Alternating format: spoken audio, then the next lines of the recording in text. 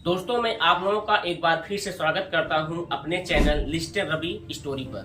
दोस्तों, बीते कई वर्षों से हमारे इस चैनल पर वीडियो नहीं आ पा रहे थे, जिससे लोगों के मन में कई तरह तरह के सवाल उठ रहे होंगे। मैं इन सभी सवालों का जवाब इन वीडियो में थोड़ा थोड़ा करके दूंगा। मैं इन सब बातों पर यहीं पर विराम देते हुए मैं ले चलता हूं आपको एक ऐसी सच्ची घटना के पीछे, जिससे सुनने के बाद शायद आप चकाचौंध हो जाएंगे। दोस्तों, मैं आज इस ऐसे वारदात के बताने जा रहा हूं, जिससे शायद सुनने के बाद आप अपने दांतों तले उंगली दबा लेंगे। आदाब, सत श्री अकाल, मैं रवि। आज की जो सच्ची घटना आपको बताने जा रहा हूं, इस सच्ची घटना की शुरुआत होती है दिल्ली शहर से। दोस्तों, दिल्ली शहर में एक हॉस्टल था, जहां पर लड़के और लड़कियों का आमने सामने जो गर्ल हॉस्टल होता है। दोस्तों, इस कहानी की शुरुआत होती है उत्तर प्रदेश के मऊ जिले से। दोस्तों, उत्तर प्रदेश के मऊ जिले का एक 24 वर्षीय लड़का होता है, जिसका नाम मोहित होता है, जो अपने घर से निकलकर दिल्ली जाकर तैयारी करना चाहता है। दोस्तों, जो तैयारी कर रहा था वह एसएससी एग्जाम की तैयारी कर रहा था। घर से काफी दूर था, उसका मन लग नहीं रहा था, लेकिन धीरे धीरे जब वह दिल्ली में रहने लगा तो उसका मन लगने लगा। उसके कई सारे मित्र बन गए, जिससे उसका मन धीरे धीरे एसएससी एग्जाम की तैयारी में लगने लगा। दोस्तों, अगर बात करें तो हॉस्टल से 5 किलोमीटर की दूरी पर एक चौराहा होता है। वहां पर लड़के और लड़कियों के जरूरत के सामान सभी वहां पर उपलब्ध होते हैं। और लड़के और लड़कियां जब भी कहीं बोर होते थे तो वह गर्ल्स हॉस्टल से दूर आकर चौराहे पर अपना वहीं पर चाय पीते थे, कॉफी पीते थे और अपने दिनचर्या की शुरुआत वहीं पर ढेर सारा करते थे।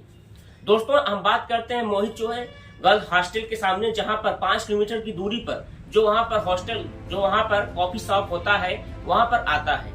इसका सभी लोगों का जो दिनचर्या था वहीं पर आमने सामने होता रहता है। दोस्तों, एक दिन की बात होती है, सभी लड़की लड़कियां वहां पर कॉफी शॉप पर वहां पर कॉफी पी रहे होते हैं। गर्ल्स हॉस्टल में से एक रागनी नाम की लड़की होती है, मोहित से अपना नोट्स मांगती है और बातों बातों में जो मोहित होता है वो अपना नोट्स उसी को दे देता है।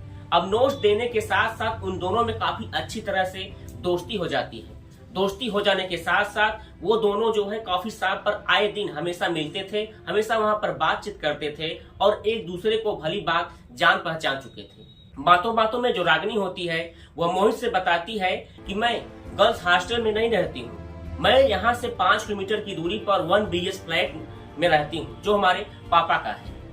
दोस्तों, अब बात करते हैं कॉफी शॉप पर एक दिन सभी लड़की और लड़कियां का डिनर पार्टी होता है।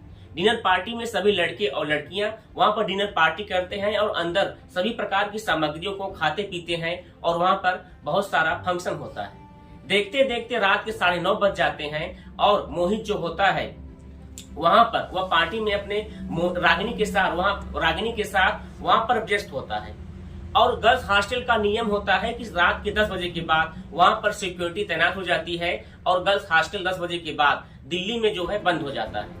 उसके बाद कहानी की स्टार्ट दोस्तों यहाँ से होती है। दोस्तों, जो मोहित होता है उसके जो दोस्त होते हैं वो उनको बताते हैं कि मोहित, रात के 9:30 बज गए हैं, अब हमको यहाँ से कॉफी शॉप से हमें हटकर अपने हॉस्टल की तरफ चलना चाहिए।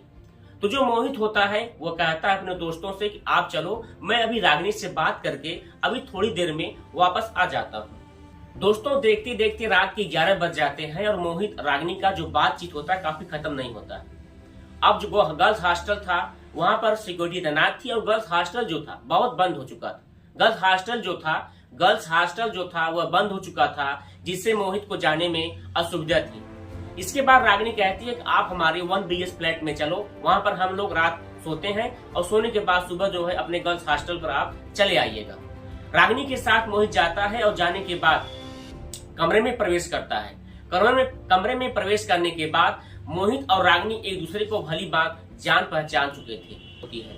इसके बाद दोस्तों क्या होता है, फिर रागिनी मोहित को कहती है कि आप कंबल ले लो, दरी ले लो और नीचे सो जाओ, मैं बेड पर सो जाती हूँ। दोस्तों, देखते देखते जो मोहित होता है वो कहता है कि हमें दोस्तों देखते देखते जो मोहित होता है वह कहता है कि मुझे भूख लगी है। इसके बाद रागिनी कहती है कभी हमने कॉफी शॉप पर बहुत सारा डिनर पार्टी किया, तो तुम्हें अचानक भूख कैसे लग गई? तो बोलती है कि आप एक काम करो, सो जाओ, मैं सुबह उठती हूँ और उठने के बाद दुकान से सामान लेकर आती हूँ, उसके बाद आपको देती हूँ। तो देखते देखते जो मोहित होता है उसको सिर दर्द होने लगता है, फिर कहता है मुझे दवा दो। रागिनी इसका व्यवहार देखने के बाद उसे पता चलता है कि अचानक इसका व्यवहार कैसे बदल जाता है। इसके बाद जो मोहित होता है फिर कहता है मुझे दवा ला कर दो। तो रागिनी बोलती है कि रात के 11 बजे आपको मेडिकल से नीचे लाकर जाओ, दवा ले लो। तो जो मोहित होता है बोलता है कि मैं अनजान आदमी हूँ, मैं इस शहर में पहली बार आया हूँ, तो आप जो है जाकर लाकर दवा दो। इसके बाद वो कहती है अच्छा रुके रहो, मैं आपके साथ बाहर चलता हूँ। जैसे ही मोहित और रागिनी गेट के बाहर जाते हैं तो जाने के बाद जो मोहित होता है वो तुरंत दरवाजा को बंद कर देता है। दरवाजा बंद करने के बाद रागिनी जो थी बहुत असमंजस में पड़ गई थी कि ये इसको हो क्या गया है, अंदर हमसे गलत तरीके से बात कर रहा था, बाहर आने के बाद दरवाजे को बंद कर दिया, ये क्या हो रहा है। मोहित ने उसके बाद उसका मुंह दबाने के बाद उसके बाद रागिनी को बताता है कि आपके कमरे में कोई बैठा हुआ है। इसके बाद जैसे ही रागिनी सुनती है, रागिनी के होश उड़ जाते हैं। इसके बाद तुरंत जो है पुलिस आती है, 112 पुलिस आती है। पुलिस आने के बाद दरवाजा को खोला जाता है तो उसमें एक 26 वर्षीय लड़का जो है बैठा रहता है। और जब उसको पुलिस पकड़ती है तो पकड़ने के बाद जब पुलिस कहानी को पूछती है, मैं 15 दिन से रागिनी का पीछा कर रहा था और पीछा करने के साथ साथ मैं इसका गैंगरेप करने वाला था। इसके बाद इसको मारने के बाद मैं यहाँ से फरार हो जाता। इसके बाद जो कहानी होती है उसमें से 7 लोगों को गिरफ्तार किया जाता है। गिरफ्तार करने के बाद पुलिस चार्जशीट लगाकर इसको यहाँ से गिरफ्तार करने के बाद उसको जेल में डाल देती है।